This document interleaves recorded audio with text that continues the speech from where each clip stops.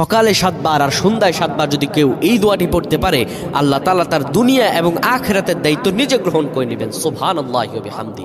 আমার রাসূলুল্লাহ সাল্লাল্লাহু আলাইহি ওয়াসাল্লাম কখনো এই দোয়া ছেড়ে দিতেন না। এটি কোনো আলেমে দ্বীনরা ছেড়ে দেন না। এটির ফজিলত আমি নিজেও পেয়েছি। কোনো ব্যক্তি যদি এখনও সে আমলটি করতে পারে, আল্লাহ তাআলা তাকে নিজে ফজিলত দান করে দিবেন।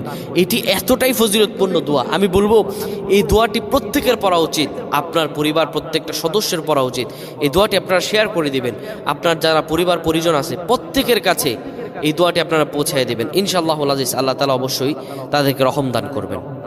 রাসূলুল্লাহ সাল্লাল্লাহু আলাইহি ওয়াসাল্লাম বলেন, কোনো ব্যক্তি যদি সকালে 7 বার আর সন্ধ্যায় 7 বার পড়তে পারে, হাসবি আল্লাহু লা ইলাহা ইল্লা হুয়া আলাইহি তাওয়াক্কালতু ওয়া হুয়া রাব্বুল আরশিল আযীম।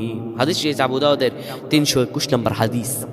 রাসূলুল্লাহ সাল্লাল্লাহু আলাইহি ওয়াসাল্লাম বলেন, কোনো ব্যক্তি যদি সকালে 7 বার আর সন্ধ্যায় 7 বার পড়তে পারে, আমার আল্লাহ তার দুনিয়া এবং আখিরাতের পেরেশানি দূর করে দিবেন।